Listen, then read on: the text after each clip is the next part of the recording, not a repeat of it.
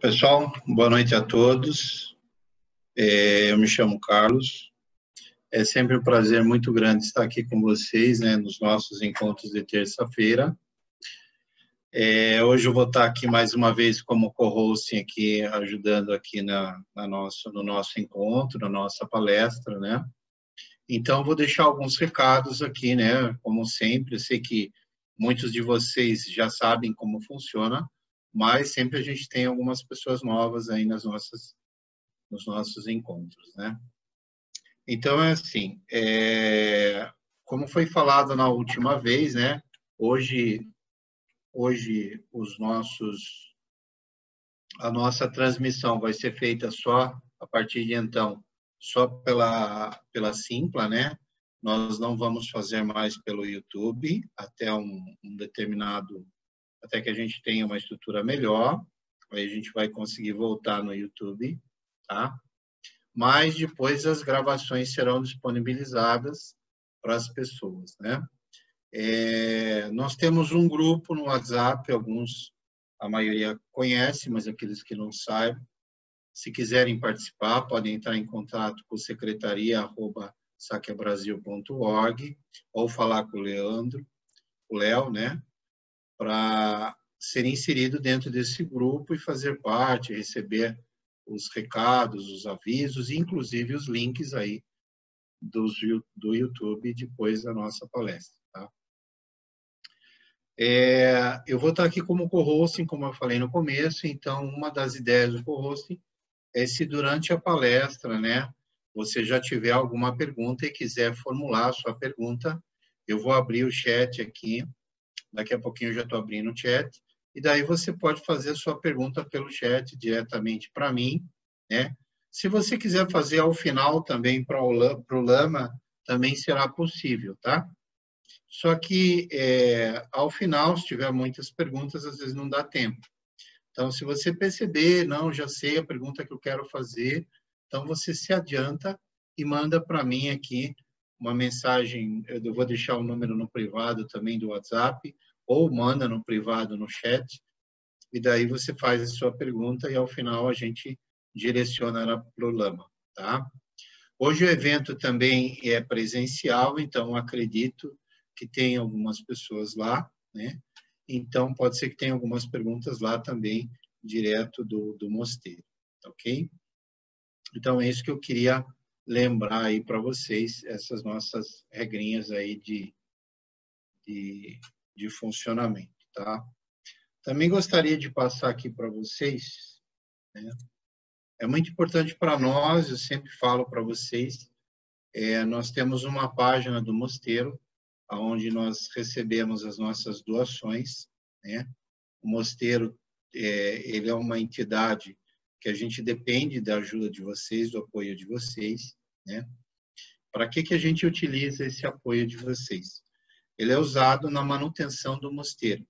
Então, é através dessas doações que a gente consegue promover atividades gratuitas, publicar livros, disponibilizar esses livros gratuitamente, oferecer esses cursos online, palestras, né? Com toda essa infraestrutura que a gente consegue e que a gente tem que bancar, né? Então, na página do mosteiro, nós temos lá uma opção chamada Amigos do Mosteiro, onde você pode fazer parte dessa cadeia de amigos e fazer uma doação programada ou uma doação voluntária no valor que você quiser. Toda ajuda é bem-vinda, tá bom? Então, hoje, a nossa palestra, né, o nosso ensinamento é sobre o budismo e a sua psicologia, né? Então, Lama, eu passo para você agora, então, o controle aí, né? E uma boa palestra a todos.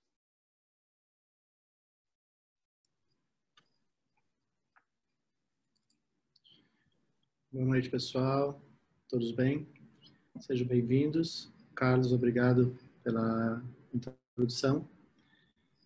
Então, hoje, a tema é o budismo e a psicologia, sua psicologia. Poderia ser a psicologia budista, né? Mas eu coloquei o tema psicologia e budismo e sua psicologia mais como uma provocação, no sentido de nós virmos a entender como que estudar o budismo, fazer uso das ferramentas do budismo, pode nos ajudar a transformar a nossa percepção da realidade na qual nós estamos inseridos. E com isso, podemos usufruir de uma vida mais plena, mais serena, mais lúcida, mais significativa. Quando nós falamos do budismo, eu acredito sempre que a melhor coisa é sempre nós lembrarmos qual foi a intenção de Siddhartha, ainda como um ser comum, ao sair do palácio. É sempre importante lembrar isso. Quando Siddhartha saiu do palácio a primeira vez e viu a morte, o sofrimento, a doença, aquilo impactou muito a ele. E fazendo a história curta, ele resolveu dedicar a vida dele a procurar entender se esse ciclo do nascer, crescer, envelhecer e morrer poderia ter uma cessação. Ao ver o sofrimento, quando ele saiu do palácio, Siddhartha ele ficou muito comovido, chocado com aquilo. E ele teve como determinação, como ideal, buscar sanar, buscar caminhos onde, se possível, tal ciclo de sofrimento pudesse ser cessado. Então, esse foi o propósito dele. Então, quando ele sai do palácio, vira asceta, se dedica ao ascetismo 6 anos, enfim, e até que ele alcança a iluminação, quando ele alcança a iluminação, alcançar a iluminação, se tornar um Buda, porque a palavra Buda significa o desperto, aquele que despertou do sonho da ilusão, a gente tem que entender que ilusão era essa. E a ilusão era a que todos nós temos. Achar que os fenômenos são reais. Em verdade relativa, sim são, né? Nós nos vemos uns aos outros, nós vemos nossa casa, nós vemos as árvores, os rios, os mares, enfim. Então, nós estamos vendo através do nosso órgão da visão, os olhos, e aí a gente vai entender que os olhos também são a consciência da visão. Então, os 5 sentidos. Na verdade, são 5 consciências. E aí, na construção da psicologia budista, a gente vai entender que nós temos uma 6ª consciência, que é a imagem mental. Nós temos a 7ª consciência, essa que atribui essa falsa sensação de um ego, de um ser separado. E a 8ª consciência, que é o grande arquivo, onde todas as nossas experiências ficam ali registradas. E aí, no budismo também, se acredita que nós somos sucessivos renascimentos. Então, ao longo dos sucessivos renascimentos, essa 8ª consciência vai aumentando o seu arquivo. E esse arquivo viaja, e cada vez que nós nascemos, nós trazemos esse arquivo conosco. Quando nós, hoje, na vida que nós temos hoje, quando nós nos deparamos com qualquer fenômeno, seja ele qual for, por exemplo, você... Vamos dar um exemplo simples nessa vida, por exemplo. Uma memória de quando você era criança. Quando no dia a dia algo acontece que se assemelha àquela memória quando você era criança, o que acontece? Você relembra. Você está na cozinha, sente um feijão sendo preparado, aquele aroma do feijão, hoje você com 40, 50 anos, você pode ser remetido naquele momento à imagem da sua mãe cozinhando, e você vai lembrar de várias coisas. Então, por quê? Porque esse arquivo, essa imagem, essa memória está armazenada. Sempre que há um estímulo novo, nós nos remetemos a essa imagem. Algumas dessas imagens são plenamente conscientes. Como exemplo, essa do feijão que eu citei. Mas a grande maioria não são. Nós não conseguimos remeter, nós não conseguimos identificar ao que certas coisas nos remetem. Isso é importante. Então, dentro da psicologia budista, quando Buda, aí Siddhartha, né, alcança a iluminação, ele se torna o Buda, o ser desperto, ele entende a natureza de todas as coisas. E ao entender a natureza de todas as coisas, é que ele percebe a nossa ilusão, porque ele também percebeu a própria dele.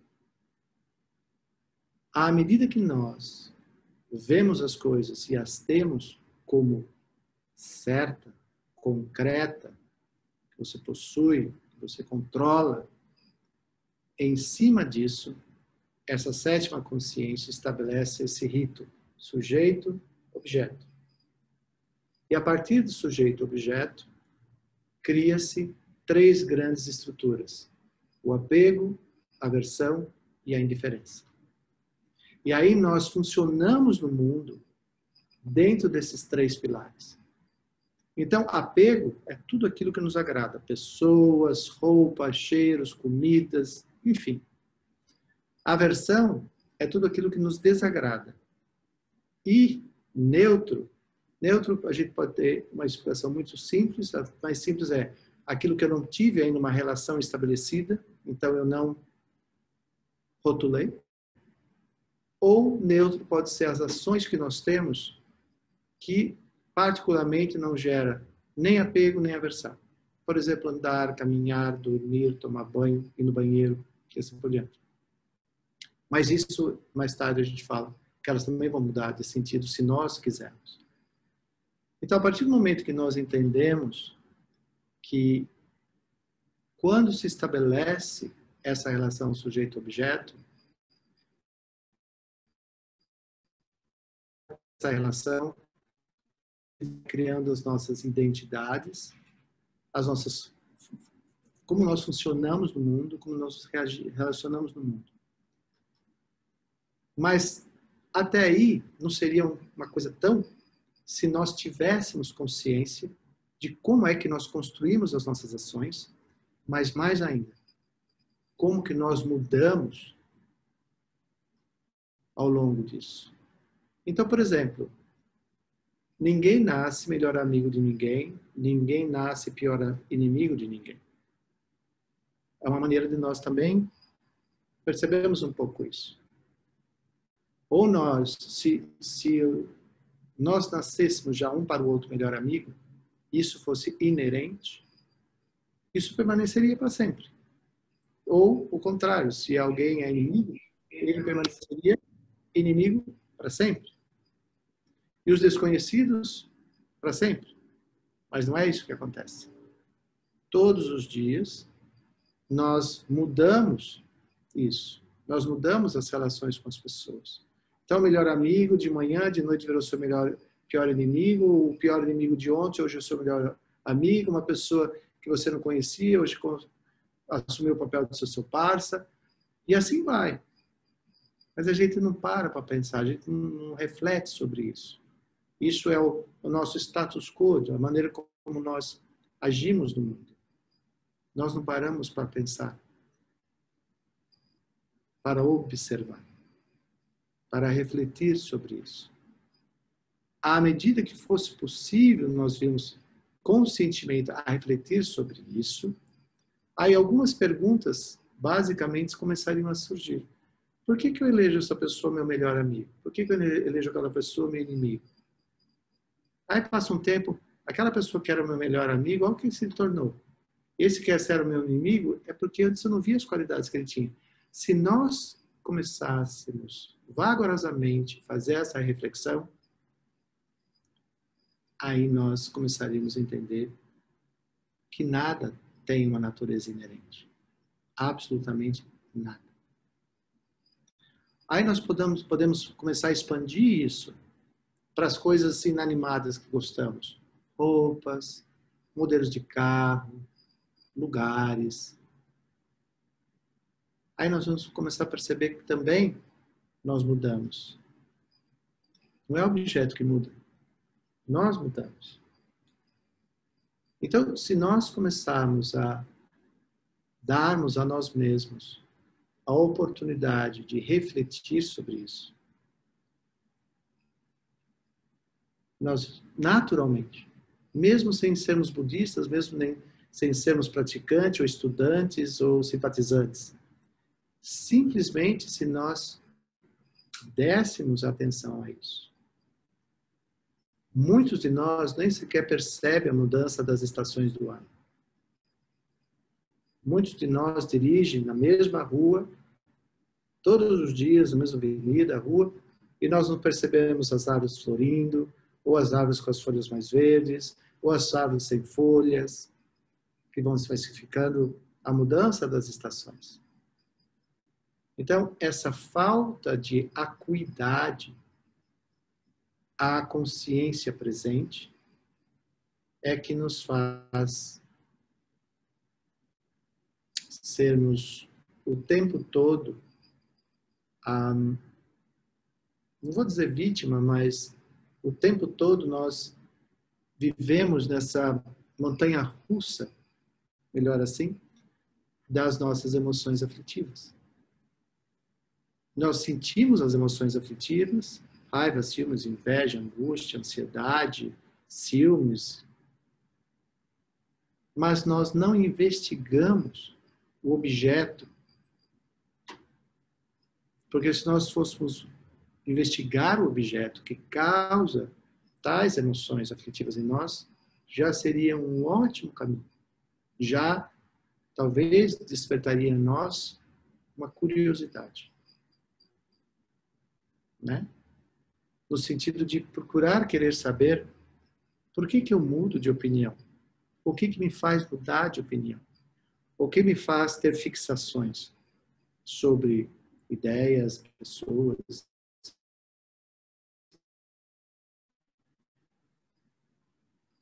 Se nós minimamente fizéssemos isso, nós cresceríamos muito.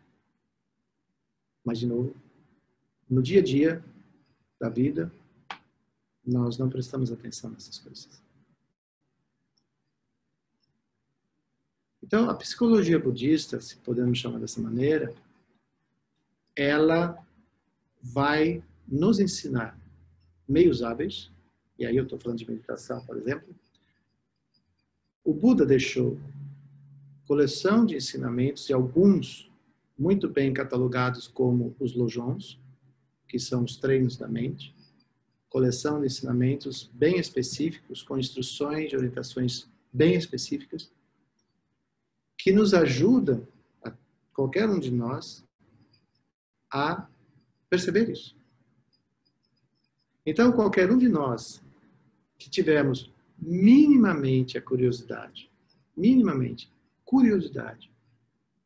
de perceber seu próprio bom humor, mau humor.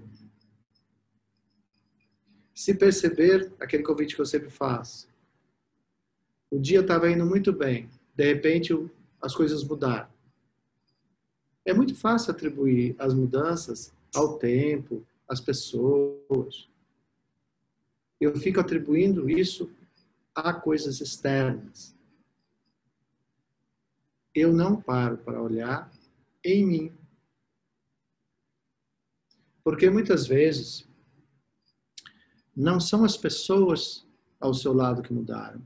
Não são as coisas ao seu lado que mudaram. Você vai aprender, perceber isso, a psicologia budista é extremamente acuida em nos treinar a fazer isso. É perceber que as mudanças externas que podem acontecer mudam a nossa paisagem interna e isso faz com que a nossa percepção mude. Então, muitas vezes, veja bem, vamos supor que você tem um amigo legal do seu trabalho, mas você acordou extremamente mal-humorado. Antes de sair, você teve lá uma fala forte com a sua esposa. Seu filho adolescente falou alguma coisa, ou seja, você saiu de casa com a cabeça quente. Aí todas as pessoas que você foi encontrando durante o dia, você foi encontrando com esta cabeça quente. Quando você está com a cabeça quente, uma pessoa fala para você, fala assim, oi, bom dia! Você nem responde. Ou você fala, bom dia. Ou você fala, como eu falo aqui, bom dia para quem? Né? Brinco com o pessoal. Por que é bom dia? Tá sol, céu azul, brisa do leste, 21 graus. Por que não está chovendo, raio, frio, temporal? Né? Essas são provocações. Né? Mas, vamos lá. Volto para o seu saiu de casa meio atrapalhado. E aí, o importante é isso. É isso que a gente tem que saber. Para começar a conversa de psicologia budista. O cara é seu amigo. Mas você acordou do avesso. Saiu de casa embrulhado. Aí você encontra o seu melhor amigo. Ele não é seu melhor amigo. Você olha para ele com o seu embrulho. Então, ele se torna o seu embrulho. E aí, todas as pessoas que você vai encontrando vão refletindo esse embrulho. Até a hora que um grande amigo para você fala assim, oh, cara, volta para casa, toma um banho, sabe? Faz de conta que você acordou agora e vem para o mundo de novo. Porque você está insuportável. Né? Um bom amigo fala isso, vai para casa, fica lá. Aí provavelmente seu amigo vai dizer, hoje o dia está como devia ter levantado da cama. Né? Aí seu amigo, talvez muito budista, meio ortodoxo, vai dizer assim, não fica chamando porque a morte vem, você não precisa chamar, vai acontecer. Ou seja, esses vários tipos de conversa que com bom humor a gente vai levando. Mas o ponto é, dentro do budismo, a Sociedade Alemã falou sobre isso esses dias atrás, nós temos dois grandes textos, que é Yogacara, ou Citamatra, e Madhyamika. Citamatra vai falar que tudo é mente, todas as coisas são vistas pela mente. Todo o universo é a mente. Ou seja, toda essa paisagem externa, na verdade, para nós, é o nosso universo interno. Cada um tem o seu. E a outra vai dizer, sim, as coisas são projeções da nossa mente, mas elas são como são, mais ou menos. Só que Madhyamika vai falar sobre o karma. O que faz com que nós tenhamos uma percepção? Já em Citamatra, karma não é falado. Mente é mente, tudo é mente. Só que se mente e mente, tudo é mente, todos nós veríamos basicamente as mesmas coisas, sentiríamos as mesmas coisas e assim por diante. Mas não é. Prova é que se as pessoas que estão aqui na sala, todos olharem para a orquídea, todo mundo vai falar, é uma orquídea. Mas dentro dela, o sentimento delas em relação à orquídea são totalmente diferentes. Algumas podem ter memórias super bonitas com orquídeas, outras não gostam de orquídea, outras não gostam de flores em geral. Ou seja, a presença de uma orquídea na sala, que para muitas pessoas é uma coisa que acolhe, para outras pessoas não significa nada. Então, há alguma coisa que difere e que nos torna único. Então, esse é um ponto muito legal para a gente perceber. Perceba que nós somos todos seres humanos, estamos olhando para as mesmas coisas, mas, entre aspas, não vemos as mesmas coisas. Porque nós vemos, aí vem um ponto importantíssimo da psicologia budista, que é, nós vemos pelas lentes dos nossos contaminantes. E por isso que, apesar de nós olharmos para a verdade relativa, que são os objetos que sensibilizam o nosso sensorial, nós reagimos a essas impressões de maneiras bem diferentes. Então, a psicologia budista ela tem uma particularidade, eu acredito, que ela nos dá meios hábeis, nos indica meios hábeis, onde nós podemos lucidamente, cognitivamente, estudarmos isso e nos colocarmos na experiência disso. E ao nos colocarmos na experiência disso, nós vamos comprovando cada uma das coisas que o Buda foi ensinando. Então, esse é um ponto bonito. E é tão forte porque o Buda, quando ensinava, ele dizia, não acredite em nada que eu estou dizendo a vocês. Experiencie. Né? Debata sobre isso, experiencie, investigue. Então, o budismo é uma ciência que investiga, que não aceita sem investigar. Eu tenho que comprovar. E a melhor maneira de comprovar é experienciando. Aí você pode chegar à sua conclusão. E nós debatemos a conclusão entre nós. Então, a psicologia budista é um contínuo diálogo sobre percepções. Sobre como que nós percebemos as coisas. Quais são os contaminantes que podem oferecer a nós paisagens diferentes sobre uma mesma realidade. Então, dentro da psicologia budista, nós precisamos primeiro entender há uma realidade e há um observador dessa realidade. Não somos Buda ainda, então há um observador. Primeira coisa. Segunda coisa é como que esse observador dialoga com a realidade. Ele tem consciência de como que ele interage com a realidade? Ele presta atenção nisso? Porque isso é altamente impactante. Ele percebe a realidade, as imagens. E como eu falei, as 4 estações do ano, que é uma coisa bem notória. Talvez não em alguns estados do Brasil, mas em outros a gente consegue perceber bem as 4 estações. Mas o que eu estou querendo falar das 4 estações, o que eu estou querendo chamar a atenção aqui é se nós percebemos isso. Muitas pessoas não percebem o filho crescendo dentro de casa. Muitas pessoas não percebem que os vizinhos mudaram. Muitas pessoas não recordam a cor da roupa íntima. Eu estou falando isso porque isso são processos de atencionalidade. E os processos de atencionalidade, ou seja, o quanto você realmente está colocando a atenção no momento presente, naquilo que você está realmente envolvido. Então, a psicologia budista vai enfatizar você desenvolver as habilidades contemplativas no sentido de desenvolver a habilidade de sustentar a sua atenção onde você está e naquilo que você está fazendo naquele momento. Só assim você vai começar a construir a percepção, o entendimento de como você se relaciona com a realidade que você está envolvido. Como que você se relaciona com essa pessoa? Essa pessoa pode ser seu companheiro de trabalho, pode ser seu amigo, pode ser sua esposa, pode ser seus filhos e assim por diante. Como que você se relaciona com ela? Mas aqui já é uma jornada longa. Eu primeiro preciso desenvolver a habilidade de permanecer no momento presente.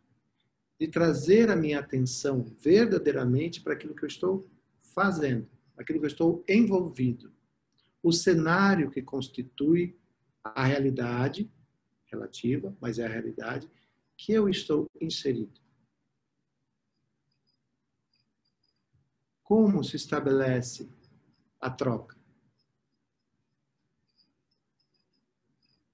Tudo isso tem que ser colocado antes, para que eu venha entender como que os diálogos foram construídos, como que as ações foram pensadas, como que o resultado que surgiu. Como é que eu posso avaliar um resultado? Se eu não tenho uma ideia plena de quais foram as ações que construíram aquela resultante. Porque se eu não tiver consciência disso, eu não vou saber se o resultado está correto, está errado, era o que eu esperava, é mais do que eu esperava, é distante do que eu esperava. E mais ainda, eu não vou conseguir replicar isso. Porque eu não lembro certamente. Sabe pessoas assim como eu, que cozinha sem receita e dá certo, que delícia, deu errado, que pena, mas se dá certo, deu uma delícia, faz de novo, que nem tem uma pessoa aqui em casa. Né? Que o ovo nunca sai igual no mesmo dia. Eu acho ótimo que é um ovo por dia. Entendeu? Se você tem essa abertura para ganhar um ovo diferente por dia, ótimo. Agora, se você quer que o ovo aquele seja igual todo dia, não é esse o cozinheiro. Se você quer um cozinheiro que te surpreenda todo dia, Vem aqui em casa que tem um. Agora, se você é o tipo que quer o mesmo ovo, o mesmo sabor todo dia, não é bem o caso. Né? Como eu gosto da diversidade, então para mim está ótimo, estou com o cozinheiro certo. Né? Agora, tem uma brincadeira nesse negócio da cozinha. Uma é o cozinheiro que nunca faz a mesma receita. O outro é o cozinheiro que faz exatamente a mesma receita e você não sente o mesmo gosto.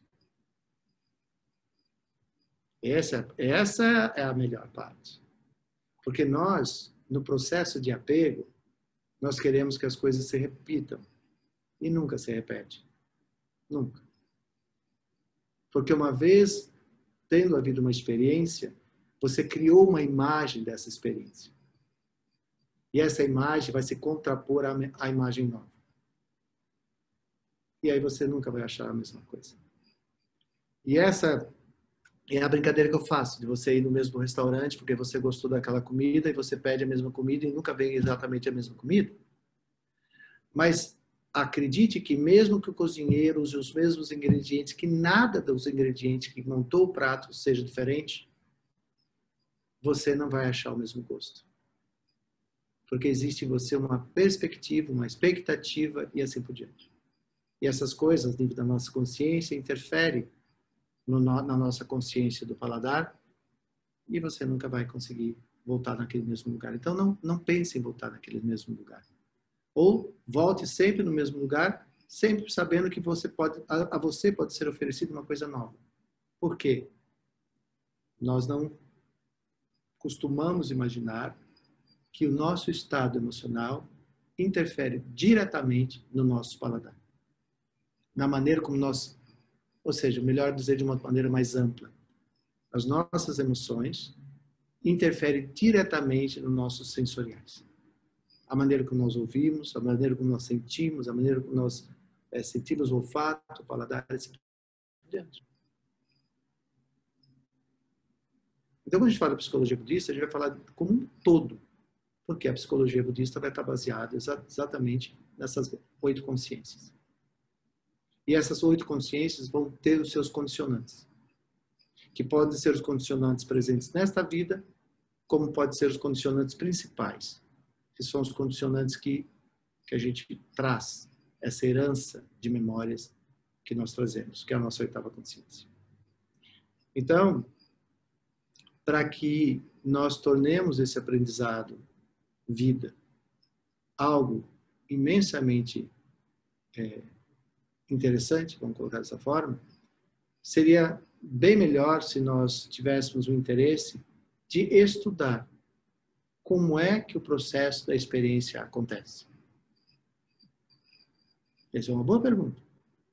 Como que o processo da experiência acontece? O Larossa tem um texto maravilhoso que fala sobre isso, né? A experiência. E ele não é budista, nada disso, mas a maneira como ele escreveu aquele texto elucida de uma maneira tão laica, né? tão secular, minimamente o que é necessário para que qualquer um de nós viva uma experiência, tenha uma experiência.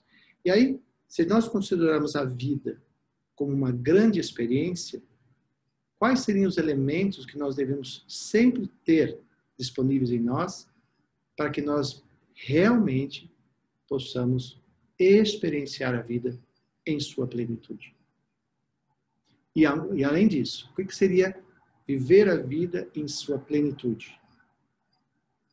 É nós realmente entendermos a lei de causa e efeito. Porque a lei de causa e efeito seria uma bela orientação para que eu entenda isso. Cada coisa que eu vivo sempre será consequência de uma coisa que eu fiz. Então, de repente, 2 amigos saem para comer um sanduíche, tomar uma cerveja, e está tudo bem. Tudo ótimo. Todo mundo sorrindo. De repente, não mais que de repente, como diria minha avó, um fala uma coisa e o outro escuta outra coisa. Entende isso? Eu falei A, mas você entendeu B. Isso é normal. E por que eu entendi B? Porque o meu condicionante fez isso. Então, muitas vezes a gente está conversando, e isso é normal no nosso dia a dia. E eu estou dizendo uma coisa, mas você está escutando não exatamente o que eu estou dizendo. Uma das principais coisas na relação humana é a arte da escuta e a generosidade da fala. Mas o grande regente da fala e da escuta é a intenção. Isso é uma coisa extremamente importante para a gente entender na psicologia. Vamos supor que você chama seu amigo para conversar, para uma reunião. Seu amigo, seu filho, seu funcionário, seja quem for. Antes de eu chamá-lo, eu devo ter para mim bem claro qual é a minha intenção de ter esta conversa. O que eu quero realmente oferecer, falar, ensinar, explicar, compartilhar. Essa é a palavra mais bonita. Quando eu chamo alguém para uma conversa. Eu devo ter claro isso para mim. Muito claro.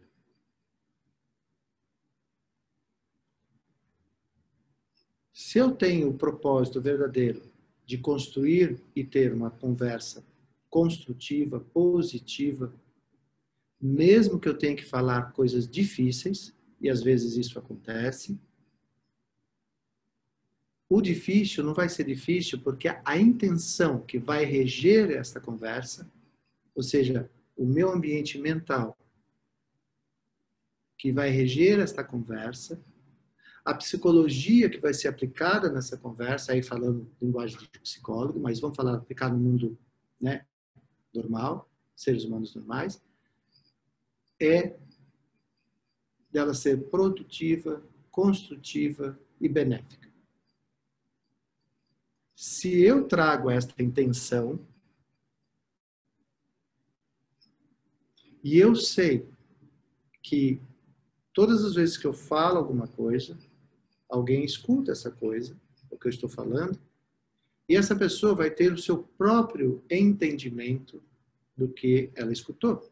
Então, se eu falo para ele, eu estou falando com a minha intenção. Ele vai escutar de acordo com a escuta dele. Todos nós somos assim.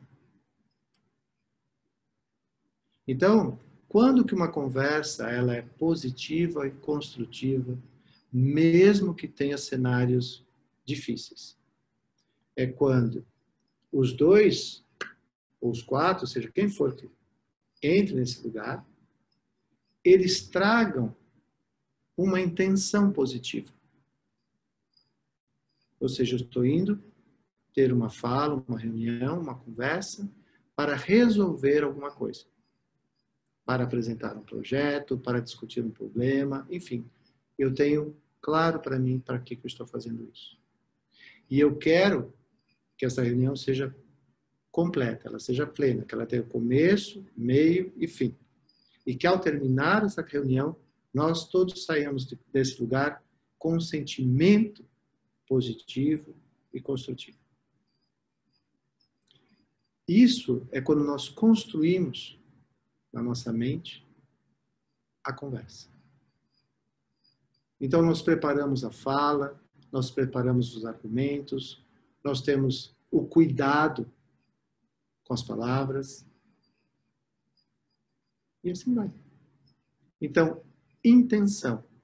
Uma das prioridades dentro do budismo é você definir a intenção.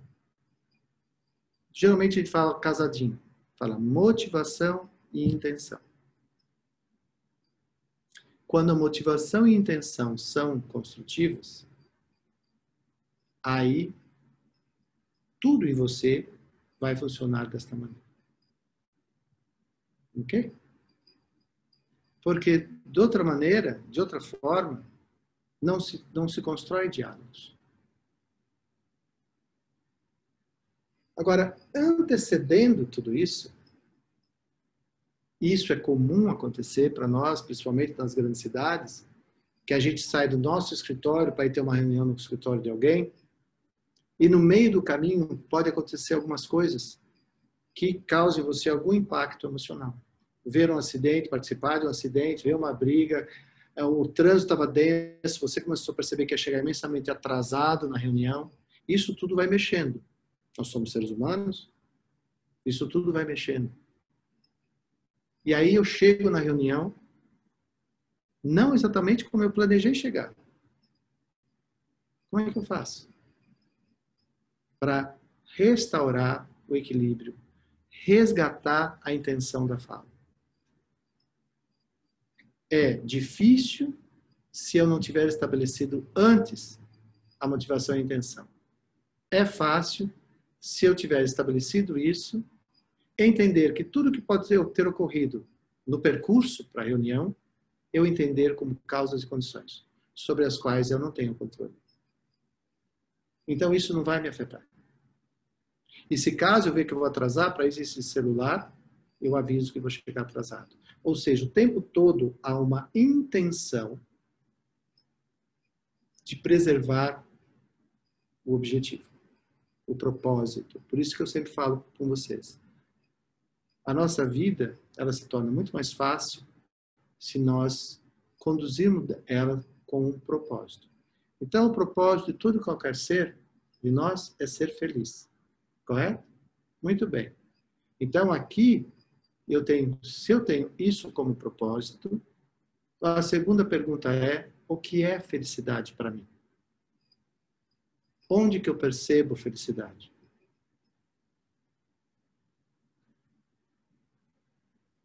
E aí, a gente vai construindo um entendimento amplo. Tudo bem até aqui? Então, vamos resgatar um pouquinho. Nós somos um corpo humano sensorial. Visão, audição, paladar, né? Audição, olfato, tato. Ok? Nosso corpo é totalmente sensorial. E esse sensorial, obviamente, busca experiências de prazer ou de não sofrimento. Quando o Buda viu o sofrimento nas suas várias formas, a intenção dele era entender se havia uma forma de cessar o sofrimento. Quando ele alcança a iluminação, ele compreende que somos um corpo sensorial, somos um corpo biológico, somos um corpo em constante mudança e sobre essas condições nós não temos controle. Então nós vamos crescer, nós vamos nascer, nós vamos crescer, nós vamos envelhecer e nós vamos morrer. Ponto. Não há como mudar isso. Ok. Há como eu ter uma percepção mais ampla? Há. Então eu vou compreender o que o Buda ensinou nas 4 nobres verdades. Há sofrimento, a origem do sofrimento, a cessação do sofrimento e o caminho óptimo. Então, uma coisa é imutável. Nascemos, crescemos, envelhecemos e morremos. Ponto. Não há como mudar isso. Mas há como ter uma compreensão de como a nossa relação com o universo que nós estamos envolvidos pode ser mais compreensiva. E como que nós podemos ter ações, e aí vai se nomear a ação do pensar, a ação do falar e a ação do agir, cuja consequência pode ser menor exposição ao sofrimento. Aí vem a compreensão da realidade. E dentro dessa compreensão da realidade, fazer as escolhas. Aí volta de novo o que eu estava falando. As minhas escolhas vão ser direcionadas a quê? Todo ser humano quer ser feliz. Ok. Agora nós temos que entender o que é felicidade. Então, sempre que você atribui felicidade a qualquer coisa externa, você está lascado. Porque todas as coisas são impermanentes. Todas as coisas são agregados por causas e condições. Então, se eu coloco minha felicidade em uma coisa que, na própria natureza dessa coisa, ela é finda, então a minha felicidade está comprometida com a temporalidade do objeto sobre o qual eu coloquei a minha felicidade. É que nem casar com gente bonita. Com o tempo vai haver umas mudanças. E no mundo de hoje a gente vai trocando. Só que a gente esquece que a gente também está mudando, né? Aí fica aquela coisa linda, né? 60 com 20. Né? E aí as coisas vão funcionar por várias outras razões de funcionamento mecânico. Mas, enfim. Aí vamos supor que a minha felicidade é um carro do ano. Ainda bem que eu já disse carro do ano, porque terminou o ano, terminou a sua felicidade, porque agora eu já tenho o carro do próximo ano. Aí eu tenho a felicidade com o meu corpinho violão. Coitado, não é o meu que eu estou falando. Mas, enfim, passado o tempo, meu corpinho violão virou mais um o quê? Violoncelo, né? Aquela coisa desproporcional, assim. Não vai dar certo. Então, eu estou brincando, mas é sério. Se nós atribuirmos felicidade àquilo que inerentemente é impermanente, você já sabe que a sua felicidade será impermanente. Ok? Agora, se você achou sua esposa com 20 anos, linda, maravilhosa, e você e ela perceberem que vocês estão envelhecendo juntos, ela sempre será maravilhosa. E você também. Né? Porque a compreensão é mútua. Os dois estão envelhecendo. Está entendendo? E por aí, nós vamos fazendo a psicologia um estudo, um processo de investigação que vai trazendo para nós conforto e alegria. Porque nós vamos fazendo as pazes com a ignorância que gera todas as nossas emoções aflitivas. Então, a primeira coisa que nós temos que entender na psicologia budista é que todas as coisas são impermanentes e todas as coisas são interdependentes. Essa é a primeira coisa que eu tenho que entender. Aí eu tenho que entender que a minha percepção da realidade, aí eu vou buscar lá a conversa filosófica só um pouquinho, porque vocês não gostam muito quando eu fico falando disso, mas só buscar um pouquinho. Eu vou buscar compreender Citamatra, que vai dizer, tudo é mente. Ok. Tudo que acontece é um registro na minha mente. A beleza de falar isso é o seguinte, e vocês vão entender isso rapidinho. Vamos supor que eu conheci uma pessoa. Conheci essa pessoa hoje. Então, eu a vi, eu a escutei, eu a toquei, enfim. Você, nos 5 sensos, nos 5 sentidos, você conheceu essa pessoa. E você criou uma imagem dela. É assim que a gente fala? Ah, aquela pessoa me deu uma ótima imagem. E tem aquela fala assim, o meu santo com aquele não bateu. Né? São formas de dizer que a imagem dele e o tico-teco meu não se deram por nada nesse mundo. Mas aí, vamos guardar o tico-teco, não se deu tão bem quanto a gente está falando dessa outra pessoa que eu guardei uma boa imagem. O que eu quero colocar é assim, quando você falar desta pessoa a outros que não a conheceu, você está falando baseado em quê? Na imagem que você tem dela. Correto? Então, toda a sua relação com esta pessoa, ela agora não é mais com ela, é com a imagem. Isso é muito sério entender. Porque esta pessoa, depois que você a encontrou, teve várias experiências de vida e ela mudou. Porque nós mudamos com as nossas experiências de vida. Quando você a reencontra depois de um tempo, você não a reconhece. Não no aspecto físico. Não falei que ele foi fazer uma plástica. Mas ele mudou. E como que se pode dizer mudou? Como é que eu posso dizer que ele mudou? Porque eu estou comparando uma coisa com outra. E é isso que gera todos os processos de insatisfatoriedade que nós temos, é a comparação de imagens. Então, tudo que nós experienciamos se torna uma imagem para nós. Nós temos que ter consciência disso. Não esquece que a gente tem a imagem de nós mesmos, tá? Esse é um outro ponto para se falar. Muitas vezes, o orgulho da imagem que eu tenho de mim não me permite que eu mude. Mas você já não é o mesmo para ninguém. Mas você ficou fixado nessa imagem de si próprio aqui. E aí você deixou de viver sua vida, você parou no tempo.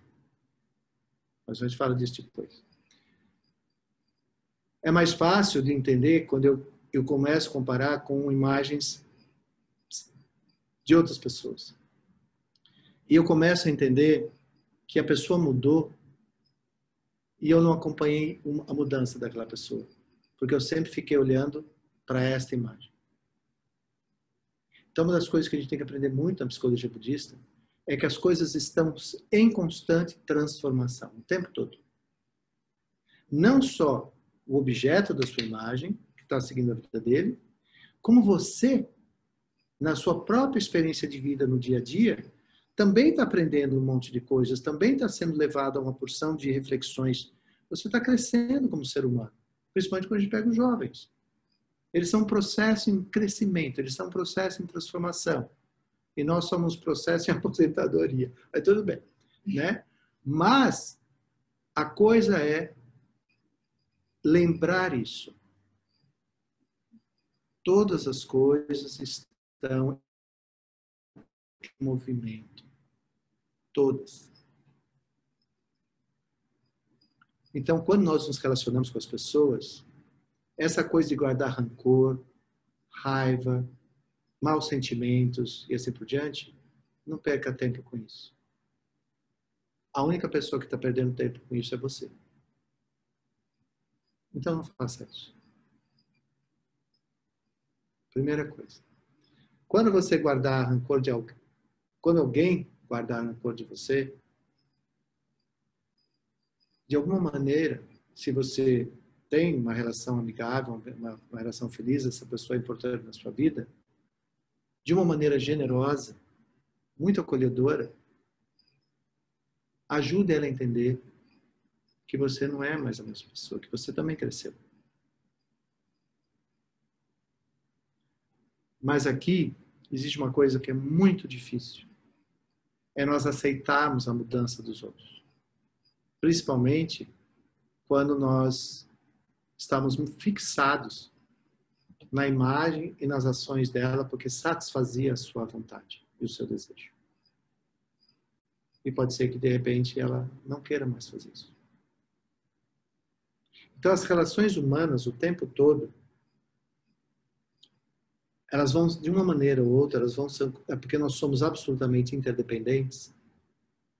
Então, nós vamos nos aproximando das pessoas temporariamente, porque naquele tempo, né, do temporário, naquele momento, o encontro dos dois era um encontro que facilitava o crescimento de outros. É que nem casamento, né?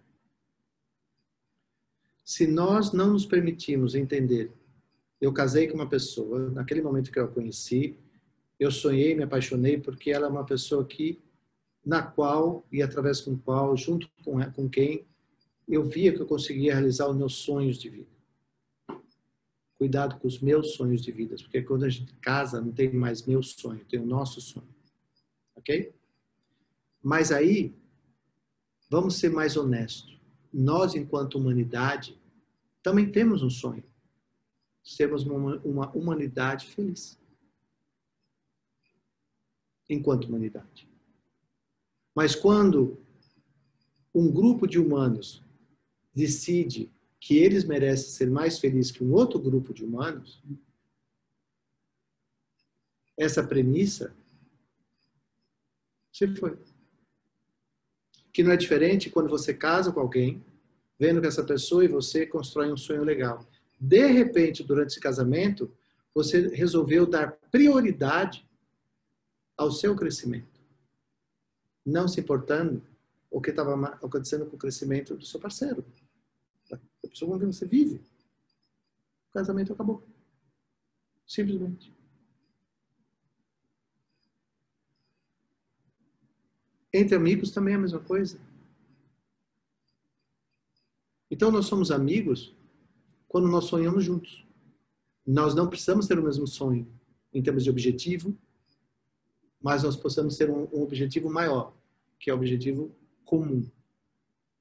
Então, muito da psicologia carece hoje de retomar o comum da humanidade, o que é comum à humanidade. Então, para que nós possamos retomar aquilo que é comum à humanidade, nós temos que relembrar o que nos faz seres humanos. Quais são as nossas necessidades básicas?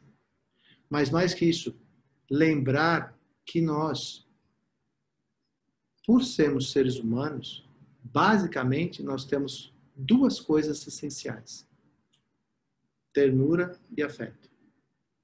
São nossas necessidades genéticas, DNA.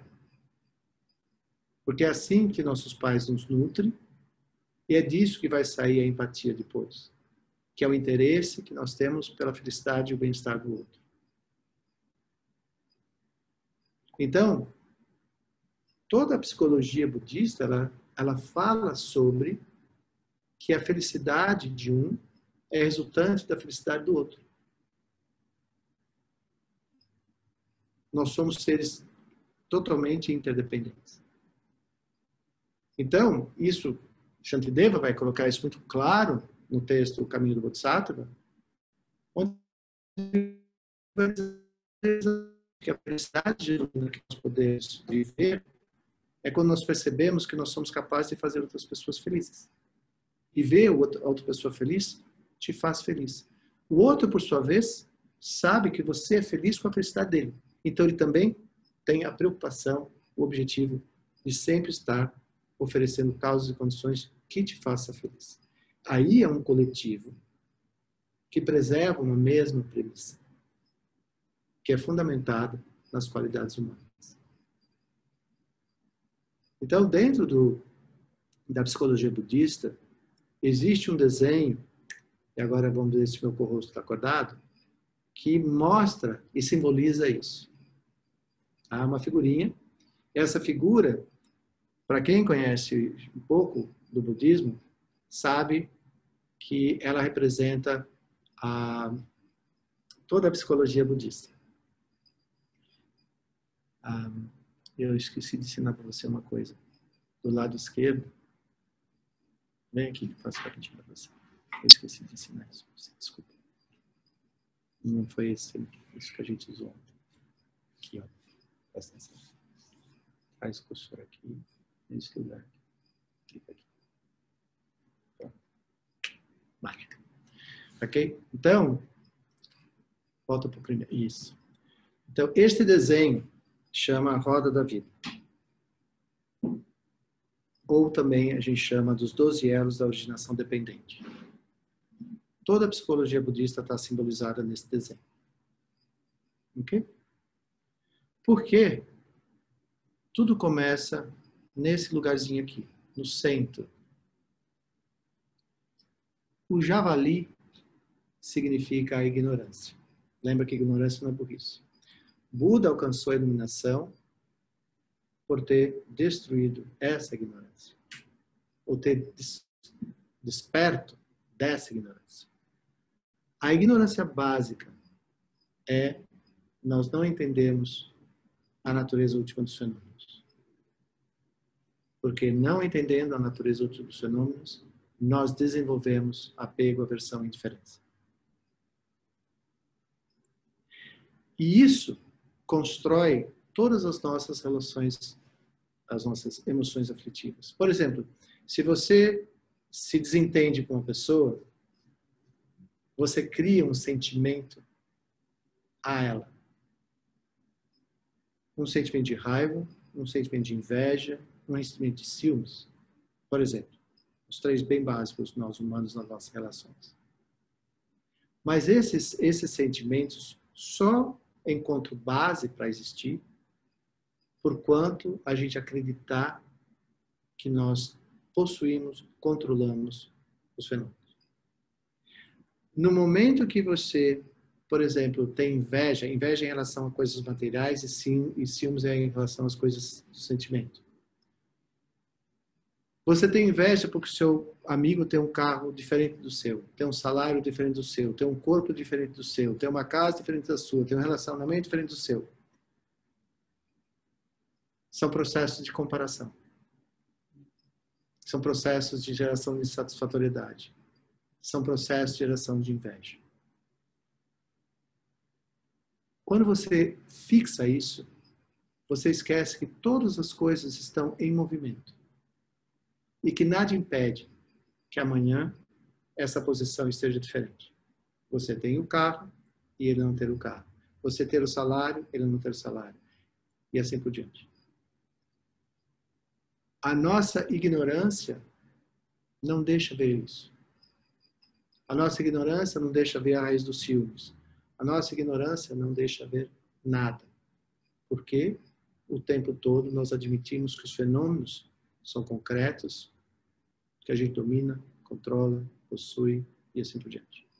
Então, todas as vezes que, por sua própria natureza, os fenômenos vão se dissolvendo, ou seja, né, aquilo que estava tão bem estabelecido já não está mais, você sofre, porque você não aceita aquilo.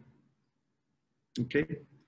Então, esse javali, ou porco, no começo, no centro, ele simboliza nós ignorarmos isso. Então, por ignorar isso, nós temos muitos desejos. Quando nossos desejos não acontecem, nós temos raiva. E a nossa raiva cria paisagens na nossa mente que nós perseguimos para alcançar aquilo. Então, fica um ciclo. A ignorância que gera o desejo, que gera a raiva, que gera o desejo, que gera... E assim fica. Para que nós possamos cessar isso, nós precisamos entender isso. E toda a psicologia budista vai falar sobre isso. Por exemplo, quando isso aqui no centro dá movimento, nós temos que entender como esse movimento se sustenta.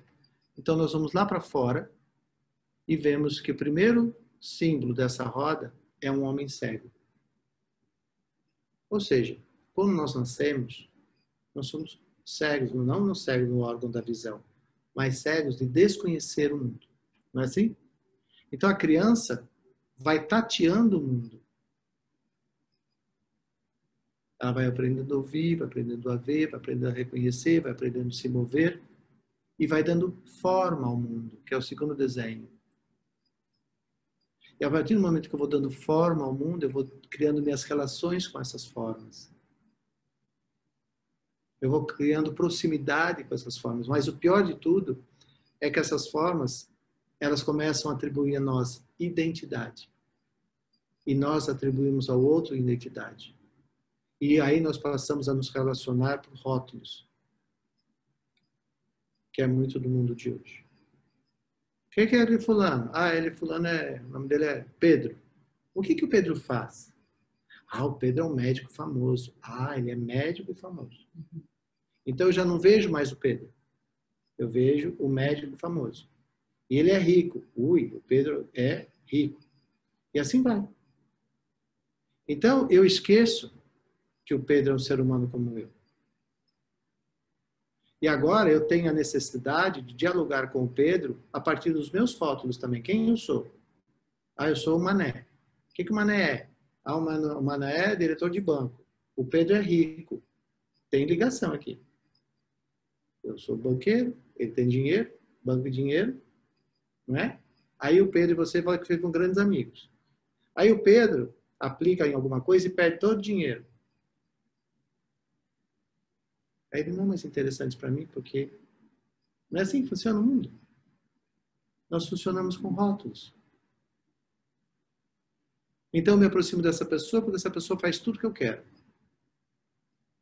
Eu aproximo dessa pessoa porque essa pessoa tem tudo que eu quero. Faz tudo que eu quero. Ela é o trampolim para eu chegar em algum lugar. E como as coisas são impermanentes, as relações vão se findando, não porque o ser humano findou, mas porque os objetos, que eram objetos da aproximação, terminaram. Então, à medida que eu vou construindo toda essa identidade, esse desenho aqui, onde eu estou passando o cursor, temos uma desvantagem aqui, né? O pessoal que está presente não está vendo o desenho. Eu prometo que vai no PDF. Mas tudo bem. Olha como ele é gentil. Tá? Então, agora todo mundo está vendo o desenho. Então, esse desenho, essa casa com essas janelas, significam os nossos sensoriais. E desses sensoriais que a gente vai aí construindo todas as nossas relações de identidades. Agora, é importante entender que na psicologia budista, aqui esses 6 reinos que a gente fala, são os reflexos das nossas emoções afetivas. Então, são 6 reinos. O reino humano, o reino dos semideuses e dos deuses. O reino dos animais, dos fantasmas famintos e dos infernos. Ok. Mas eu não preciso morrer para ir morar nesses lugares, não. Isso representa os meus estados emocionais. Que têm origem pela minha relação sensorial com o mundo que eu estou inserido. Porque é isso que aconteceu. Eu nasci, fui tateando o mundo, fui dando forma ao mundo, fui reconhecendo o mundo, fui fazendo as travessias, o meu sensorial foi me levando aos prazeres e assim por diante. Até que eu morro de novo. Eu nasci, morro. Mas, ao longo do nascer ao morrer, eu fui exposto a todo esse universo e fui sensibilizado por todas essas coisas pelo meu sensorial. E aí, por esse processo de sensibilização das relações que eu fui tendo com isso, sem nenhum momento, como eu falei no começo dessa conversa, sem em nenhum momento eu ter dedicado um tempo para pensar, por quê? Simplesmente isso, por quê? Eu acordei de bom humor, legal. Eu acordei de mau humor, legal. Não, eu tenho que saber o que constrói a experiência de eu ter acordado de bom humor. Aí eu estou trabalhando durante o dia. Aconteceu uma coisa, meu dia mudou. Não, o dia não mudou, continua só, as pessoas continuam as mesmas, mas eu já não as percebo mais do mesmo jeito. Eu olho para ele, eu não consigo sorrir. Eu olho para o outro colega, eu não consigo sorrir. A minha produtividade caiu. Nós tendemos sempre a acusar alguém. A psicologia budista vai dizer assim, não acuse ninguém. Relaxa, volta a atenção para você e percebe o que mudou. Então, mais ainda, se eu tenho um dia que eu estou prestando atenção nele, eu posso perceber, estava indo tudo bem até aqui. Daqui para frente, mudou. O que aconteceu aqui? Eu recebi algum telefonema? Alguém falou alguma coisa para mim? Eu tinha uma expectativa de resultado e quando vi a planilha, estava muito distante. Eu cobrei de mim muito o resultado. Várias coisas que mudaram meu dia. E não são as pessoas. É a minha compreensão, a minha própria. Isso é importante entender. A psicologia budista vai sempre convidar você a você entender que não é a coisa, não é a pessoa. É como você percebeu este movimento. O que esse movimento impactou você. Por exemplo, se você fez uma aplicação e perdeu dinheiro, não adianta você ficar bravo. Era uma aplicação. Aplicação são coisas de risco. Ah, mas eu estava ganhando dinheiro até meio-dia. Ah, aquele presidente, aquele não sei quem, aquele não sei o quê, o discurso dele, é isso que acontece, né? Que a gente vê todo dia. E isso é importante, quando você vê essas análises, você vê o que impacta o dólar para cima e para baixo. Ah, foi a fala do Trump, a fala do Bolsonaro, a fala de alguém. Aí que a gente entende a volatilidade da realidade que nós temos, em todos os sentidos. Eu estou aparentemente sadio, mas eu posso amanhã fazer um exame de sangue, de rotina, e descobrir que eu estou com uma doença terminal não sintomática. Não posso? Isso acontece para milhares de pessoas todos os dias. Não é ser jovem, 22 anos, sadio, nada impede de estar doente. Então, uma das coisas que nós temos na psicologia budista, nós temos muito essa consciência de que todas as coisas são impermanentes. A nossa vida é extremamente frágil. Primeiro, por nós entendermos, nós somos um corpo biológico. Se o coração resolver agora parar de bater, se estourar uma veia, né, no meu cérebro, eu tenho um derrame, eu posso passar o resto da vida numa cadeira de roda. Não é assim? Então, quando nós contemplamos a impermanência, é que nós devemos cultivar a beleza do momento presente. A pergunta é, como que você está agora, nesse momento? Eu estou sadio. Essa é a sua realidade. Viva ela integralmente. Você está sadio, você está vivo. Ame as pessoas. Queira bem as pessoas. Construa coisas positivas com as pessoas. Não coloque a sua vida em risco desnecessariamente. Em termos de pandemia, mais ainda. Né? Porque a vida em si ela é muito frágil. Já é. A natureza da nossa vida é extremamente frágil. Mas nós queremos viver a vida, nós queremos ser felizes. Essa é a nossa aspiração fundamental. Então, se essa é a nossa aspiração fundamental, nós devemos ter consciência e zelar por isso. Ok? Isso é muito importante. E esse desenho vai dizer isso. Por favor, passe o próximo. Certinho. Pronto. Vê se dá um zoomzinho, né? Eu acho que dá. Se não der, não tem problema. Por quê? Se você olha o desenho, os significados que tem ali, nós vamos aprender que essas emoções aflitivas que vão se construindo em nós à medida que nós vamos interagindo com o mundo, elas podem ser todas pacificadas. Ou seja, pacificar, purificar. Purificar significa purificar a visão equivocada da realidade. Ter uma compreensão mais verdadeira da realidade. Pacificar significa também você deixar de ter as ações movidas pelos estímulos que aquela realidade te traz. E aí é uma questão de escolha. Muitas vezes, bastante difícil, porque nós somos sensorial. E a nossa busca fundamental é de prazer e felicidade.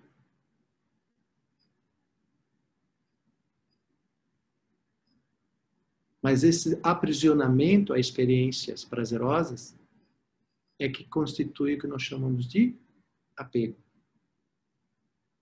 E todas as vezes que nós temos as emoções, a primeira coisa que se compromete é o nosso cognitivo, a nossa capacidade de lucidez, serenidade e tomar decisões, fazer escolhas conscientes.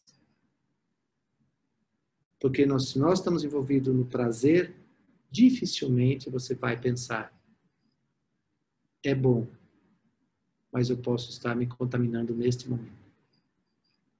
É bom comer, mas eu já estou com 150 quilos. É bom, tudo é bom. Né? E por isso que nós temos apego. Então, as emoções aflitivas que criam os 6 reinos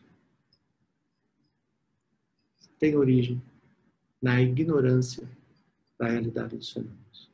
Então, na psicologia budista, a base da psicologia budista é nós entendermos, primeiro, que somos um corpo sensorial, que esse sensorial dialoga com a realidade e a resultante desse diálogo com a realidade vai construindo esses 3 tripés, do apego, da aversão e da indiferença.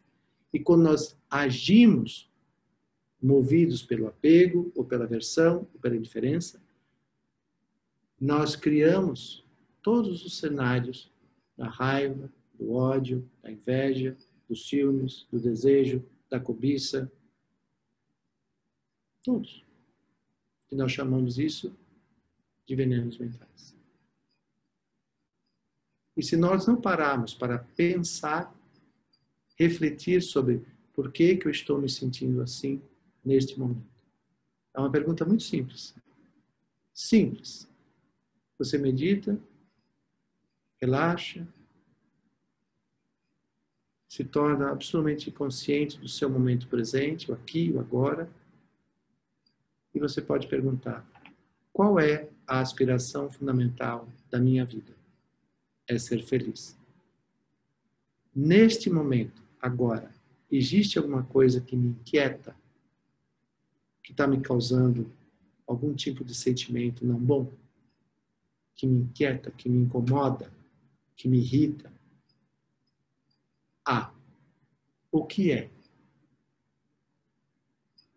Isso é meditar. Você está dialogando com você mesmo.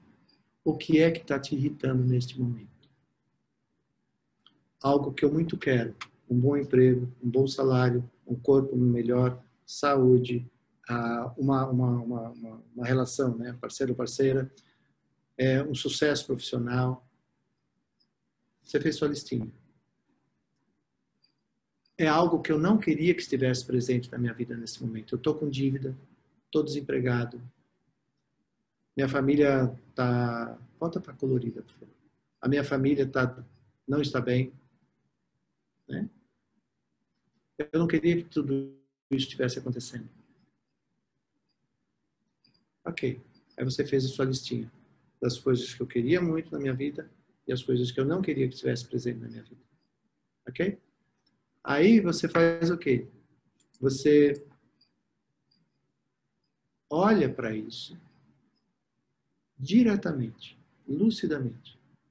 E você vai entender que tantas coisas que você tanto quer, gostaria que está presente na sua vida, como as coisas que você não gostaria que estivesse presente na sua vida, não depende só de você. Ela depende de muitas causas e condições.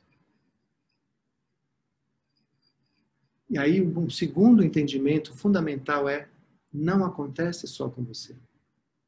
Há muitas pessoas que podem estar nessa mesma situação. Então, é comum à humanidade. A outra coisa é entender que determinadas coisas são inevitáveis. A morte de um ente querido, do pai, da mãe, é inevitável. A morte é inevitável. Seja por causas normais, seja por causas extemporâneas. Acidentes, né? Físicos, acidentes cardiovasculares. Né? Então, há coisas que são inevitáveis. E a outra coisa é entender a ingenuidade. Por exemplo, eu quero tanto entrar na faculdade, mas não estudo. Eu quero tirar carta, mas não pego nem um livrinho da escola para estudar as placas. Né? Enfim, são vários exemplos. Eu quero tanto cozinhar bem, mas nunca me aproximei de um fogão. Né? Enfim, entende o que eu estou falando? Estou falando de um exemplo bem simples. Então, essas coisas constituem uma meditação simples que eu posso fazer todos os dias. Então, ao invés de ficar nutrindo o sentimento de raiva, seja lá, né, o que for, de insatisfeito, de inquieto, de incomodado, de irritado, lembra, sua vida é curta demais. Não vale a pena. Resolve. Olha para você, pergunta para você e responde para você mesmo. E assume a sua resposta. Tenha a coragem de assumir a sua resposta. Muitos de nós sabem a resposta, mas não têm coragem de agir. fique estagnado. Então, a psicologia budista ela é muito simples, na verdade, porque ela é direta. Mas exige entender alguns elementos fundamentais. Por exemplo, as 8 consciências. Isso é extremamente importante. Porque daí nós aprendemos como que nós lidamos com a realidade. Como que nós percebemos a realidade. E saber a melhor notícia. Que você não depende de ninguém para mudar a sua percepção. Você só precisa analisar, olhar diretamente. Por que que eu penso isso? Por que que eu acho isso? Por que que eu reajo desta maneira? Fazer essa pergunta para você. E cultivando tremendo autorrespeito, tremendo acolhimento por você mesmo. Né? Você investigar isso e elaborar as mudanças. E ter coragem de mudar. E muitas coisas na nossa vida, nós temos potencial, todos nós, seres humanos, temos um potencial incomensurável de realizar coisas. Mas nós temos que aprender a renunciar. Para que a gente vá crescendo no caminho, nós vamos tendo que renunciar coisas. Não por aversão, mas simplesmente por saber que aquilo já não faz mais parte dessa sua idade, desse seu momento, desse seu projeto de crescimento profissional, acadêmico, humano. Algumas coisas a gente deve deixar para criar espaço para que coisas novas possam acontecer. Okay? Então, basicamente, é isso. Como o vídeo está sendo gravado, ele vai ser disponibilizado também para aqueles, não sei como o Léo faz isso, mas se for possível, ele manda esses 2 slides para vocês. Mas são duas literaturas. Tem um livro da Dalai Lama traduzido em português, maravilhoso, que chama O Sentido da Vida, que fala exatamente desse desenho, dessa psicologia. Né? E aí, quando você lê e estudar, você vai ver o sentido que isso faz. Né? E aí você aprender um pouco a meditar para poder trazer diálogo lúcido e serenamente para sua mente e coração. Ok?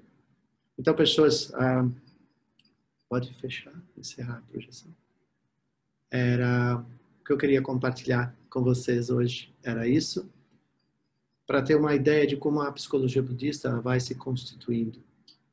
Não é uma coisa tão complexa, mas ela exige que a gente estude, mas acima de tudo, que nós venhamos a nos permitir experienciar. E fazer exatamente como o Buda ensina.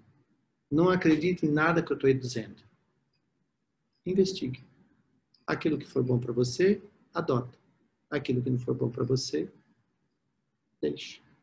Simples como isso. Tá bom? Então aí, para quem está aí no Zoom, né, está aqui na tela com a gente, pode levantar a mãozinha e fazer pergunta. Para quem está presencial, também pode fazer pergunta. E se eu souber responder, eu respondo. Se eu não souber responder, eu não respondo. Vai, Ângela. Desliga o seu microfone.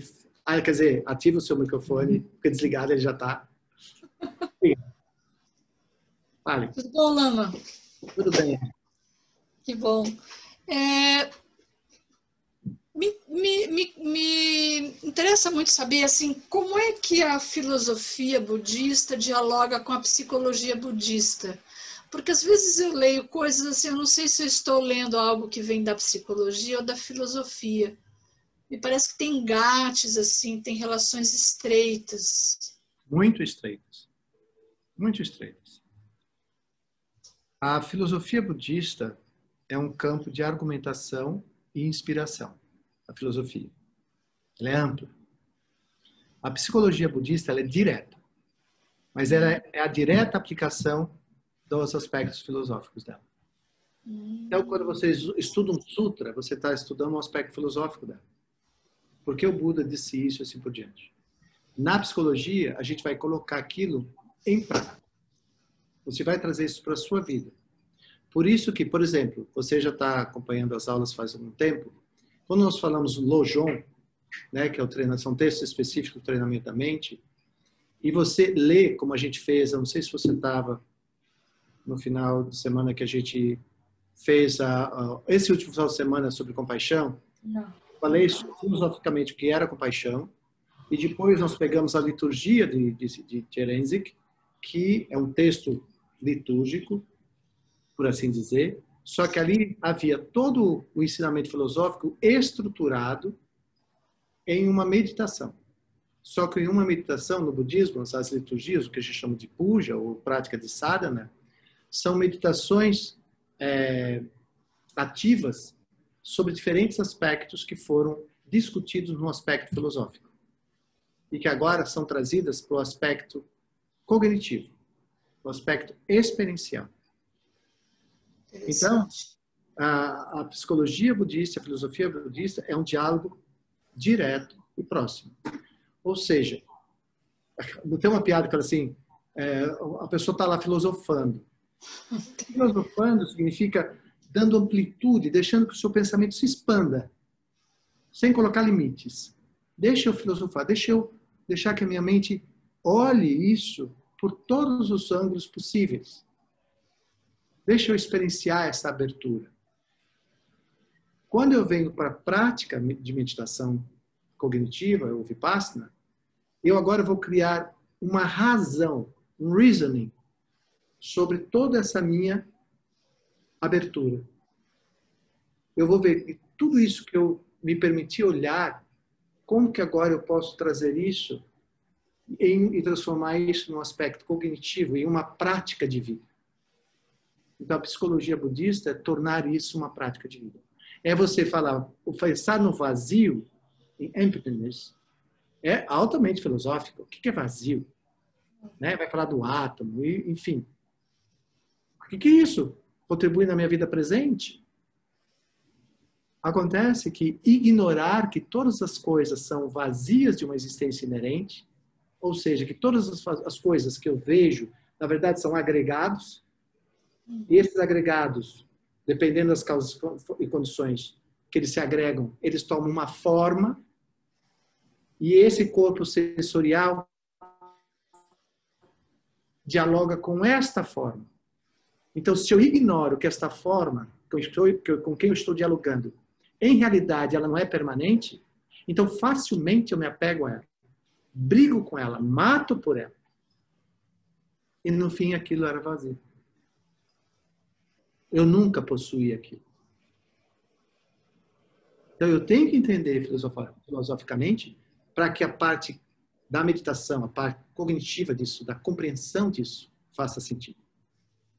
E eu também digo, você já deve ter ouvido eu falar, não adianta desenvolver uma compreensão intelectual da vacuidade se eu não for capaz de olhar para os meus objetos de desejo que me torturam tanto como vazios.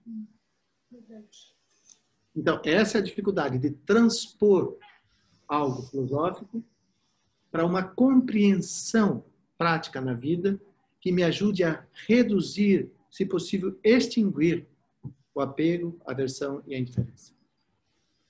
É isso. Obrigada. Próximo. Temos uma pergunta presencial. Diga. Vou dar uma viajada, não é bem uma pergunta, tá? A aula é de viagens, pode viajar. Você falando, fica claro que a base é o resgate do estado mindfulness, né? Para perceber uma raiva, para perceber uma coisa, perceber outra. E esse ensinamento, ele é muito laico, ele é independente dele ser budista, assim, no sentido, assim, que eu digo, para a humanidade mesmo. Porque esse ensinamento, vamos supor, a gente ouve aqui 1h30. Mas era tão bom que muitas pessoas escutassem todo dia, porque e contemplassem, né, refletissem, porque, por outro lado, ela está 24 horas sendo bombardeada pela mídia, né, pela sociedade, que ela tem que ser assim, assada, tem que ser encaixada num padrão, era dentro da dieta, né, das cirurgias plásticas, dessa indústria e tudo mais. E, então, tudo isso que a gente vê fora, nas redes sociais, a imagem antes e depois, só o perfeito, lindo, né? A gente só vê a ponta do iceberg, né? Que todo mundo só põe que é bom. E aí, isso faz com que as pessoas realmente se comparem E aí eu e se sintam menores. Uma outra coisa da questão de como isso diminui o regozijo. Quanto é difícil a gente ver o regozijo da pessoa realmente ficar feliz. Eu acho que você acabou de pontuar uma coisa extremamente importante hoje em dia, que é a falta de gratidão e o regozijo por aquilo que eu sou. Eu não preciso ser mais que ninguém. Eu preciso aprender a ser o que eu sou. E ser feliz com o que eu sou. Ser feliz com o meu corpo, ser feliz com a minha profissão, ser feliz com o meu trabalho, ser feliz. Reduzir essa comparação, né? Porque é como a gente fala, a rede social tem a tendência de nos jogar para baixo. Porque a gente joga o que a ilusão dos outros tem e eu me sinto mal porque eu não tenho. Então, as redes sociais, infelizmente, né, conforme a maneira como você olha a rede social, isso vai muito da sua lucidez também a olhar isso, mas a maior parte, por exemplo, dos adolescentes, eles vivem numa angústia hoje em dia porque eles não conseguem consumir tudo aquilo. Consumir mesmo. A roupa, o tênis, o celular, o brinco, o piercing, sei lá, o corte de cabelo, fonfron, frim-frim, reguinha, degradê, bragadê, sei lá, né? Vira uma coisa que o adolescente, quando ele não tem aquilo, ele acha que ele não é feliz. E ele se perde porque ele não olha, eu tenho um corpo perfeito, uma mente perfeita, eu tenho pai, eu tenho mãe, eu tenho uma casa para morar, eu tenho... Ele se desconecta da realidade dele e vive uma realidade que não é a dele. Isso é um sofrimento enorme. Muito grande. Então, a psicologia, ela trata de humanizar. Por isso que o Santo Dalai Lama, o tempo todo, ele diz, hoje em dia, o que a humanidade precisa é de um coração bondoso. A humanidade hoje precisa, de novo, aprender a ser feliz, a se dar o direito de ser feliz e ser feliz nas coisas mais simples que existem. Um amigo, um bate-bola, uma conversa, a natureza. Voltar a nossa humanidade, voltar a cultivar a amizade, o carinho da amizade, a alegria da amizade, ficar feliz com a felicidade dos outros. Né? Então, hoje em dia, nós estamos na depressão, né? O século XXI é o século da depressão. Exatamente porque as pessoas se afastaram por demais agora eu vou falar o seguinte, as pessoas se afastaram por demais de um interesse por si. É que como eu comecei a conversa. Eu medito, eu não preciso meditar na posição alegórica. Aqui na frente a gente tem um privilégio de tarde, põe as cadeiras ali na grama, né? Ou de manhã ver o nascer, ou o pôr do sol, e simplesmente deixa, senta ali e sentir a alegria de estar vivo. A alegria de poder estar vendo o sol, escutar os pássaros, sentir a brisa. Quantas pessoas hoje em dia já não podem mais isso? Então, as pessoas hoje, os jovens, estão se distanciando demais deles. Eles perderam a curiosidade de se olhar. E eles ficam olhando os outros. E isso não é só uma suposição, né? Tem um estudo no Reino Unido. Não, isso é o que está acontecendo hoje. Quanto mais regra, e por isso que nós... mais as pessoas estão desconectadas delas mesmas. Exatamente. E mais distúrbios alimentares, por exemplo. Porque eu já não percebo mais o que me faz feliz. Eu acho que eu vou ser feliz fazendo o que ele faz, o que você faz, o que o outro faz. Eu não me dou mais a liberdade de ser feliz por aquilo que eu acredito. Entende? Desconectados de si mesmo. Muito bom. Mais perguntas? O senhor não tem pergunta hoje? Não? Meia hora depois ela vem. Mas vamos lá. Diga. Tem mais pergunta presencial. Existe uma inveja boa? A tal da inveja branca não existe. Mesmo que essa inveja faça você querer ser melhor do que você é hoje? Ah, não. Então aí a palavra está errada. Não, mas no fundo sente a inveja. Sabe? A inveja de uma pessoa está melhor. É assim. Eu adorei a sua pergunta, porque ela faz com que a gente reflita o seguinte. Se eu tenho uma inveja branca, que é uma inveja por uma qualidade que uma pessoa tem e que eu gostaria de ter, é só desenvolver a motivação de tê-la. Aliás, as nossas qualidades humanas, todos nós temos. Todas elas. Lembra das 6 parâmetros? As 6 perfeições. Todos nós temos aquelas qualidades. Mas, por uma razão ou outra, não a vivemos. Mas é uma escolha. Temporária. Eu posso, a qualquer momento, decidir desenvolver essa qualidade. Porque eu tenho a capacidade. Todos nós temos. Todos nós. Então, muitas vezes, as pessoas falam assim, isso aí é coisa de monge.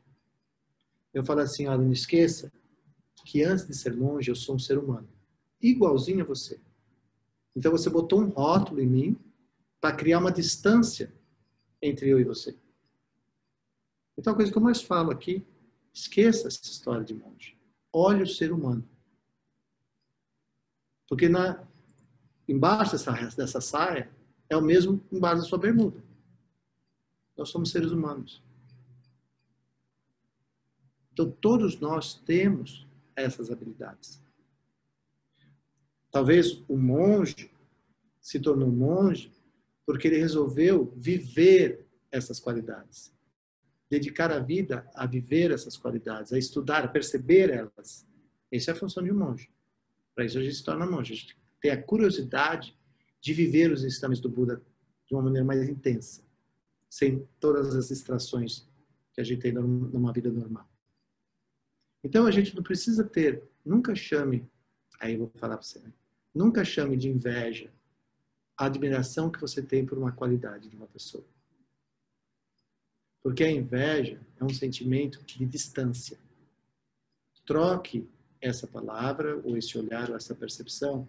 Eu tenho a aspiração de desenvolver as qualidades dele. Aí você rompeu a barreira. Principalmente quando você vê esse cara, é um ser humano como eu. Se ele pode, eu também posso. Porque eu estou falando daquilo que é natural a todos nós. Então não use a palavra inveja. Use a palavra aspiração. Que é, na verdade, a admiração que eu tenho pelos meus professores. Eu tenho admiração, eles são seres humanos como eu. Alguns deles passaram dificuldades enormes. E são o que são. Então, isso é um legado. Isso é um testemunho de que se qualquer um de nós quiser desenvolver essas mesmas qualidades, basta querer. E ao querer, nós sabemos que haverão coisas que nós teremos que renunciar para que essas qualidades realmente possam fluir. A dificuldade maior não está em desenvolver a qualidade, está em fazer a renúncia, que está impedindo que essa qualidade que eu gostaria de ter flua em mim. É isso. Por isso que faz aquela pergunta: o que está me inquietando? O que está me inquietando? Por exemplo, na sua pergunta, está me inquietando que eu poderia ter essas qualidades. Ok. Mas para desenvolver essas qualidades, que é inata em você, você a tem. Você só não está vivendo. Eu tenho que olhar o que está me impedindo, o que me impede de viver essa qualidade. E aquilo que você encontrar como sendo o que te impede, é o que você tem que renunciar. E não é renunciar por aversão. É pela escolha de oferecer a você aquilo que você mesmo quer. Ninguém oferece nada a nós. Eu posso oferecer para ele muitas oportunidades. E ele não tem interesse nenhum. Isso acontece com todos nós. Todos nós. E aí quando a gente olha, por que eu não quero essa oportunidade? Porque eu tenho que abrir mão de certos prazeres, de certos hábitos. Porque senão eu não consigo fazer isso aqui. Só que os hábitos estão tão enraizados, a gente criou um apego sobre isso, que muitos deles se tornam inegociáveis. E aí eu acho que tal virtude não é para mim. E fica no campo da inveja. Quando todas as qualidades cabem a todo e qualquer um de nós exercermos. Gostei da sua pergunta, que me deu a chance de falar isso desta maneira. Todos nós temos muitas oportunidades. A vida, se nós olharmos, a vida coloca oportunidades na nossa frente todos os dias. Todos os dias. Mas como eu estou tão viciado em olhar a vida só de um jeito, viciado porque essa maneira que eu estou olhando alimenta o meu ego, alimenta o meu sensorial. Eu sinto prazer de ficar vendo isso aqui. Não quero olhar isso aqui, quero ver isso aqui. E a vida está chovendo oportunidades para você. Mas a gente não vê. Não vê porque não quer ver. Todos nós já passamos por isso. Todos nós. Passamos todos os dias, na verdade. Então, todos nós somos seres inerentemente dotados de felicidade, sabia? Conhece aquela frase que diz assim, eu vou ser feliz quando? Toda vez que você diz essa frase, você está dizendo, eu não sou feliz agora. É isso que você está dizendo. Você pode estar saudável, você pode estar... Todas as coisas boas estão presentes na sua vida. Mas você não reconhece. Porque você está olhando para uma ilusão. Eu vou ser feliz quando eu ganhar 10 mil por mês, eu vou ser feliz quando eu tiver esse carro, vou ser feliz quando eu tiver essa moto, vou ser feliz quando eu tiver aquela menina, vou ser feliz quando eu tiver... E aí você se desconectou. Você não percebe que você já é feliz.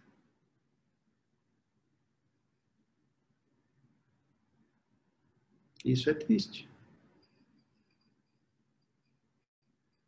Então, meditar significa trazer atenção para você mesmo. Reconhecer você. Reconhecer, eu tenho um corpo, coisas tão simples. Eu tenho um corpo saudável. Eu tenho uma mente saudável. Né? Os ensinamentos budistas dizem assim, eu tenho um corpo saudável, eu tenho uma mente saudável. Eu tenho um lugar para morar, eu tenho roupa para vestir, eu tenho comida para comer, eu tenho um trabalho que me dá o rendimento necessário, básico para eu viver. O que me falta? Aí quando você pergunta o que falta, aí você vai olhar para as ilusões. Eu vou ser feliz quando tiver aquele carro, vou ser feliz quando tiver aquilo. Não tem nenhum problema em você ter sonhos. Os sonhos, vocês são jovens. Ok? Então eu tenho uma mente tal, eu trabalho, eu tenho emprego, certo? Eu quero estudar. Mas para eu estudar, eu preciso ter lugar para morar, comida para comer, roupa para vestir e dinheiro para custear meu estudo. Eu tenho isso. Então agora eu posso estudar. Aí eu vou para a escola. Aí eu estou lá na escola, vez da vida, de repente me empacoto com alguém. E esse alguém não tinha o mesmo sonho que eu. Estava lá na escola só por estar. E eu estou na escola porque eu realmente quero me formar, quero ter uma profissão melhor, quero ter um... Entendeu? Quero ajudar meus pais. Mas eu me apaixonei por alguém que não tinha o mesmo interesse que eu na escola. Aí essa distração me fez esquecer isso aqui. Porque isso aqui é uma fonte de prazer. E eu esqueci tudo isso aqui. Daqui a pouco eu não tenho mais emprego, não tenho mais o salário, perdi a causa e condição básica que permitia que eu custeasse o meu colégio, minha faculdade. Agora eu não tenho mais emprego, não tenho mais lugar para morar, não tenho mais o salário, não posso mais cursar a faculdade. E a menina foi embora com outro. Porque eu, deprimido, não sou tão morro. Ela achou alguém mais feliz que eu.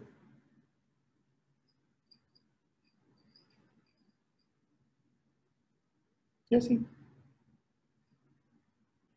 Muito, muito obrigado pela presença de vocês, muito, muito obrigado pelo retorno dos presenciais, e a gente vai continuar agora toda terça-feira presencial, ainda com um número limitado de pessoas, mas é muito, muito bom ter vocês aqui e aí também. A gente vai seguir com as 2 transmissões simultaneamente sempre. Tá bom?